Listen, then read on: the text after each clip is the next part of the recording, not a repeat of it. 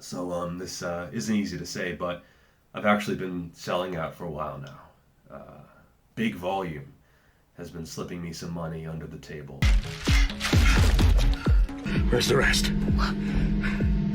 The money. Where is the rest? And ebooks, coaching, those are enough for a normal person to get by, but I've got a lifestyle to maintain, and big volume really has the cold hard cash that I need to maintain this lifestyle. And you've heard about big food, big pharma. Well, big volume really is the biggest big of them all. And so big volume has actually slipped me just a few mil. That's what you say when it's like nothing. It's like a few mil, right? No big deal. To talk about this most recent study. Now, we all know these scientists up in their ivory towers. They're all doing high intensity training, but they release these studies as misinformation so that most people, they spin their wheels doing ultra high volume because they want to keep all the gains for themselves. It's a zero-sum gain. Okay, so these scientists came out with a study where the low volume group was doing 22 sets of quad. 22 sets. That's the low. All right. The medium group started at 22 and scaled up to 42. Sounds ridiculous, doesn't it? Scaled up to 42 sets per week for quads. And then the high group scaled all the way up to 52 sets per week for quads. You get out of that hole! You make it home now.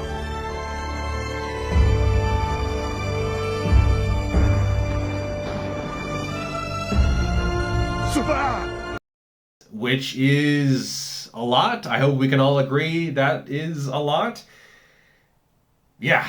Now they rested 2 minutes between sets, and they kept 2 reps in reserve for all sets except for the last set where they went to failure. And the highest volume group saw the biggest gains. And there was a pretty clear dose response between gains and volume. As you can see in this graphic from Menno Henselmans, who did a review on the study, where there's a pretty clear dose response between volume and gains for strength, but also for muscle thickness. And yeah, wow. Now, do I think you should start going out and doing 52 sets per week on every muscle group right away? Not necessarily. Here are my main takeaways. And by not necessarily, I mean hell no, don't do that. Please don't do that. First, they didn't just hop right in to 52 sets per week. They started at 22, the same place as everyone else, and then they scaled up gradually. I do think that this is important. You want to have access to that repeated bout effect, and you can't have access to that if it's not a repeated bout. If you jump right into ultra high volume, it's probably not going to be particularly effective. You want to work up to it gradually.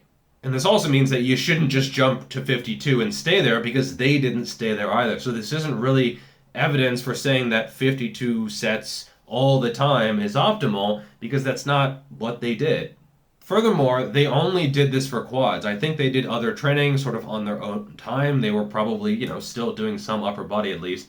Can't imagine doing 52 sets for quads and just nothing else, like no hams, no upper body, nothing. So they were probably doing some other work, but I imagine it was not that much. If you're doing a huge amount for quads, which is a pretty big muscle group, you probably don't want to be doing a whole bunch of anything else. So I would say this is evidence for maybe the efficacy of a specialization phase, but this doesn't mean you should jump into doing super high volume for every muscle group in your body. And I would say, look at how big the muscle mass that you're trying to bring up is. If you're trying to bring up, let's say, your biceps and your delts and your calves, totally doable. Those are all relatively small. If you're trying to bring up your glutes and your quads and your lats and your traps, that's a lot of meat, baby. So, maybe slow your road a little bit and, just chill and pick a smaller amount of mass that you want to build up at a time. First, maybe the sustainability of this is a little bit sus. It doesn't mean that you're going to be able to do this all the time, and just because the people here didn't get injured that much, you would think that, quads would be flying off the bone, but they were pretty much fine. You can adapt to quite a bit.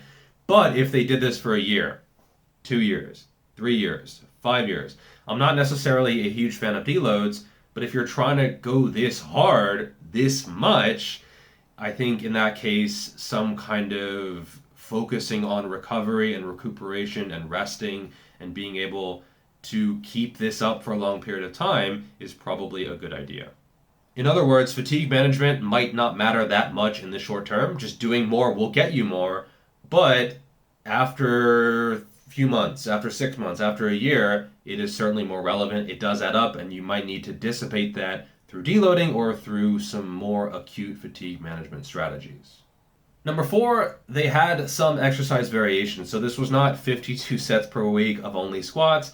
They were doing squats, leg press, and leg extension. And I do think that perhaps stressing the joints in slightly different ways, perhaps stressing the muscle at different lengths is a good idea, especially if you were doing all lengthen focused movements. That is generally going to be tougher to recover from. A preacher curl, you won't be able to do as many sets of that per week as, say, a spider curl, where it's a more sort of contraction focused movement. So anytime you're getting that really big stretch, like an RDL or something, you're probably not going to be able to do massive amounts of volume with that. If people did 52 sets per week of RDLs, we don't have a study on that, but I would imagine that it would not be as effective. By the way, big shout out to Boostcamp for sponsoring this video. They're a fitness app where you can log your progress in the gym, and you also have access to some of the best programs out there on the internet. I myself have 2 programs up there, but there are programs from a whole bunch of other fantastic content creators.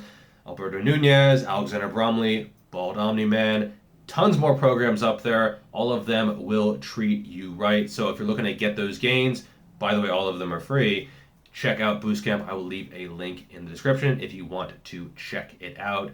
Once again, thank you to Boostcamp for sponsoring this video.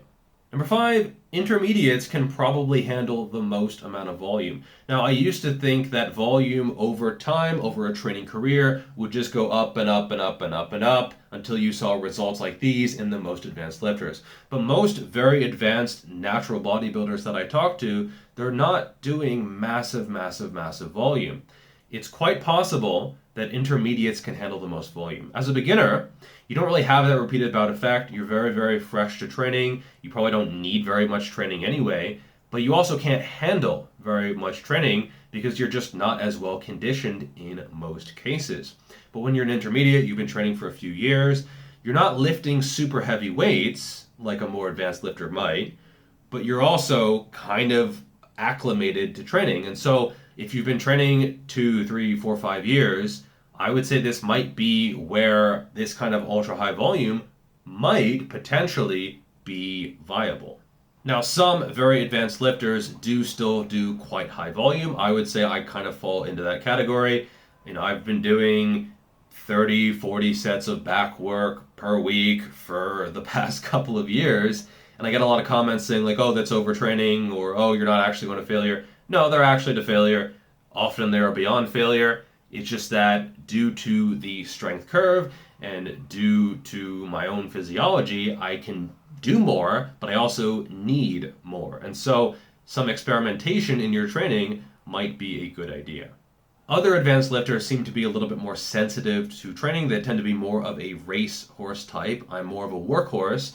And so they might not need as much, but also might not be able to handle as much. They might get sore a little bit more easily. This could be due to fiber type, or maybe not, but they just don't need as much training.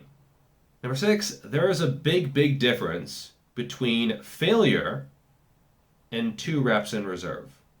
Big, big difference. Now, I'm not saying 2 reps in reserve is easy. It's not.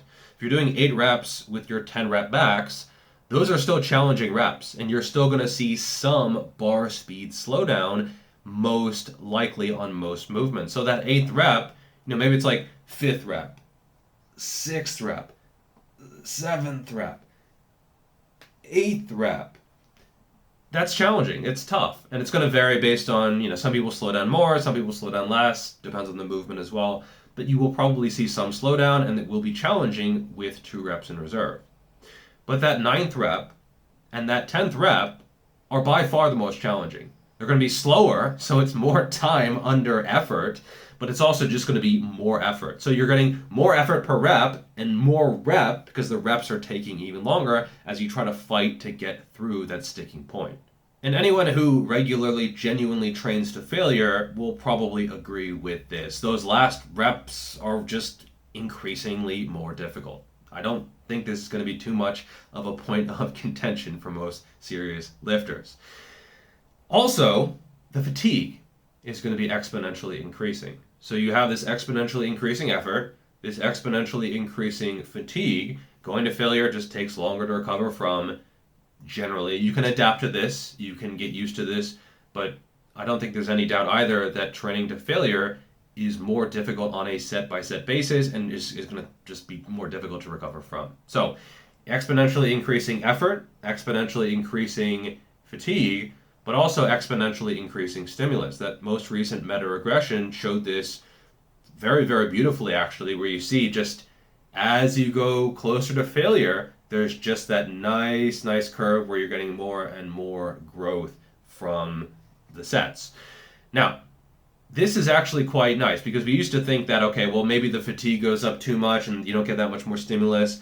I think effort, fatigue, and stimulus are going to be a lot more linked than most people think. So if you're keeping 2 reps in reserve, that means you can probably handle more sets, or you need more sets in order to get the same amount of stimulus with the similar amount of fatigue. So yes, if you're keeping 2 reps in reserve on most of your sets, you can and probably should do more sets. For 7, you can probably handle more training than you think. I think especially as an intermediate, if you are motivated, if you have a good situation in life, maybe you just don't have a real job, you don't have a family, you don't have a lot of commitments in your life, you don't have a lot of stress in your life, fucking go ham, bro. Like, you can probably handle way more training than you think. Innovative molecule penetrates the muscle. The system increases The muscle. diameter.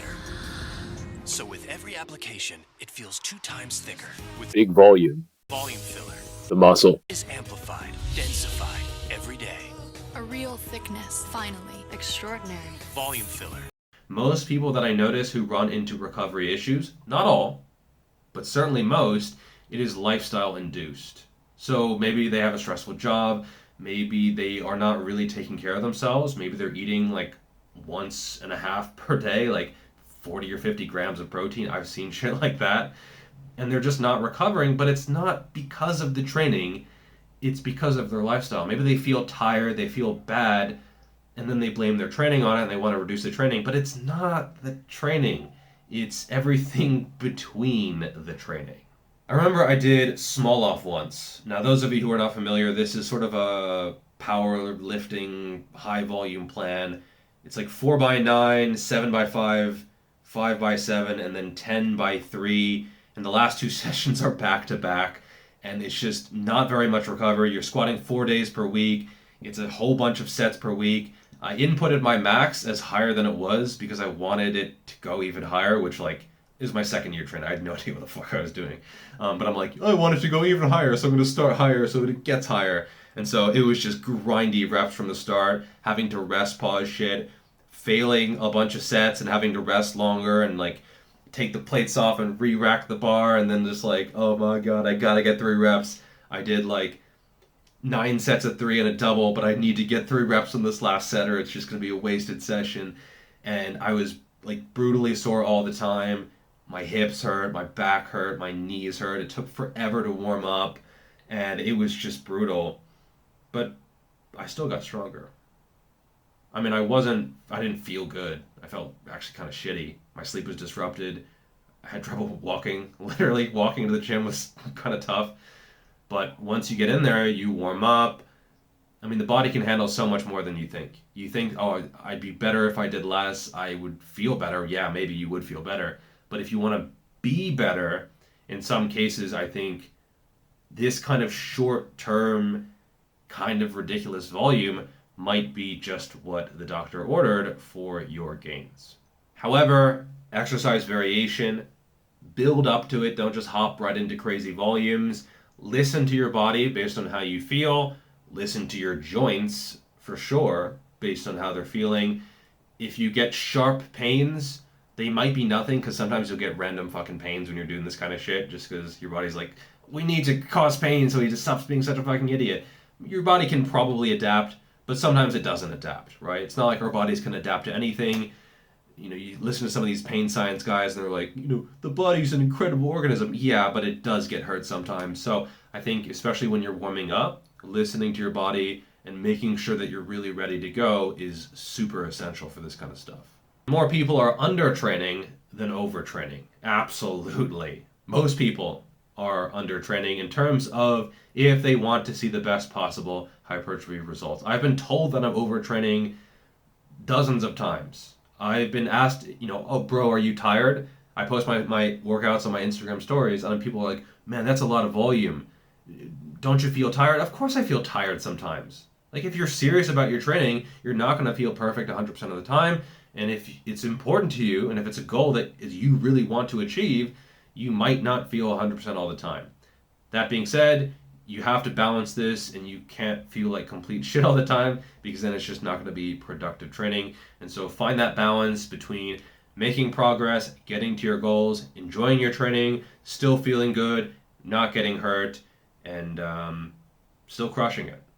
So, do I think this study is BS? No, I think it makes perfect sense given the 2 reps in reserve for most sets, given the fact that they were intermediates, given the fact that they used exercise variation, given the fact that this was a specialization phase and they weren't really doing a whole bunch of other stuff. And so, yeah, I think this fits into our understanding of training pretty much perfectly. Even if it sounds extreme, once you account for all these factors, it kind of makes sense. Anyway, for more about training, you can check out my books. I will leave a link in a pinned comment. They will be very useful on your fitness journey. They have been very, very well received. I get people saying that they refer back to them all the time. So this is not just an ebook that you buy once and then you never read again or never read at all. This will be an invaluable resource on your journey. And thank you so much for the support. It does help keep the channel going. Thank you for watching, and I'll see you in the next video. Peace.